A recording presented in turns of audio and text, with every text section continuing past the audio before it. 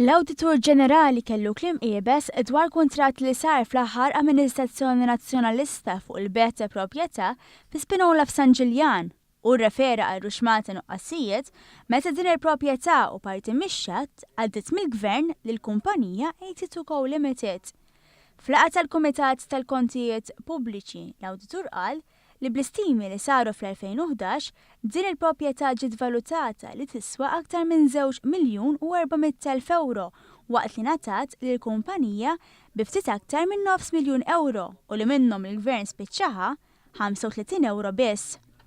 L-Awditur Ġenerali Charles Degwara ikkonferma li f'dan l-iskandlu kien hemm l-involviment politiku u l-menta minn nuqqas ta' dokumentazzjoni mid-Dipartiment tal-Artijiet fit-trasferiment mhux biss tal-proprjetà ta' Spinola iżda anke f'erba' każijiet oħra. Każijiet bħal dak tal-Lavin Brown li fihom isem Jason Azzopardi huwa komuni. F'dan il-każ l-Awditur Ġenerali qal li bħal fil-każ tal-investigazzjoni li saret fuq il-kontratt korrott tal-Power Station tal-BWSC instab li kien hemm id-duħan iżda ma nstabx in-nar.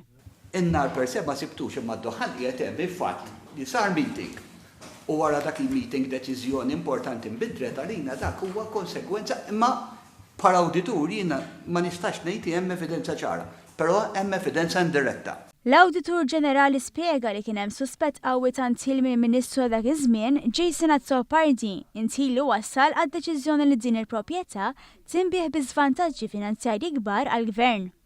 Qal li l-affarijiet ma jafx jekk ġrawx b'kombinazzjoni jew apposta waqt li ddikjara li ma jafx kif art li kienet tagħmel parti mill-foreshore spiċċat ingħaqdet mal-art tal-Uffiċċju Konġunt. Responsabilità tal-Ministru hija kull deċiżjoni tiġi dokumentata mhux bħala hawnhekk ġifi kien hawn biex qed ngħid meta ma jkunx hemm dokumentazzjoni dik hija nightmare kull awditur kif kont qed ngħid. Imma da sar traskuraġni jew sar b'oversight jew sar apposta. Fl-investigazzjoni li saret irriżulta li l-iżviluppaturi mhux talli tħallew jużaw l-art abbużivament iżda ngħataw skont qawwi fuq il-valur oriġinali tal-art.